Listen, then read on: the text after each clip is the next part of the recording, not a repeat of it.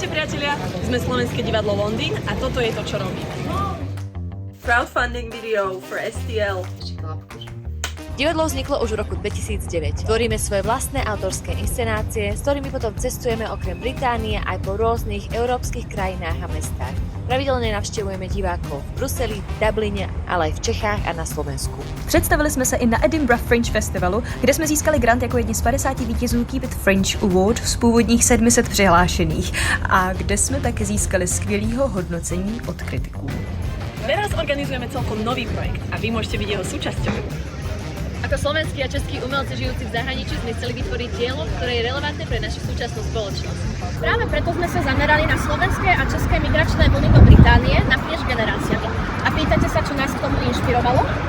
Táto kniha je to dielo. Ulice Londýna sú dlaždené zlatom od slovenskej spisovateľky Zuzany Slobodovej, ktorá žije v Londýne.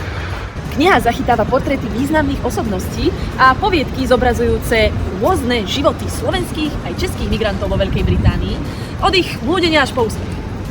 My sme sa v našom divadle rozhodli, že tieto osudy zobrazíme nie jedným, ale 3 umeleckými formátmi. Prvou bude divadelná inscenácia, ktorá zobrazuje to, ako rôzne rozhodnutia ovplyvňujú naše osudy. Druhá bude výstava série profesionálnych portrétov, ktorá zachytí príbehy mnohých ďalších úspešných slovenských a českých osobností.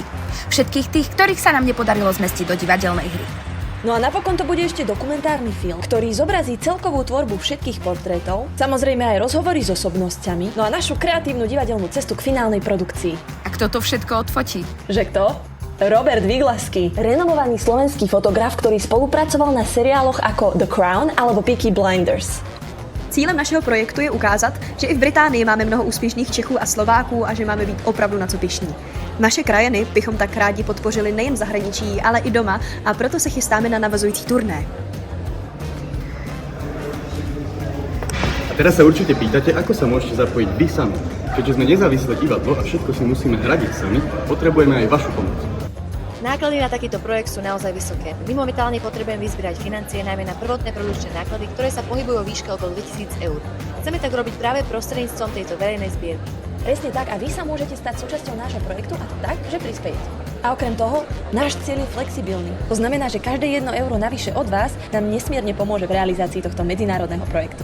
Za každý váš finančný príspevok si môžete vybrať jednu z našich skvelých odmien, v podobe napríklad týchto tašiek a označkov s našim logom, alebo tiež podpísaných plagátov a fotografií, či vstúpenie na našu premiéru a otvorenie výstavy.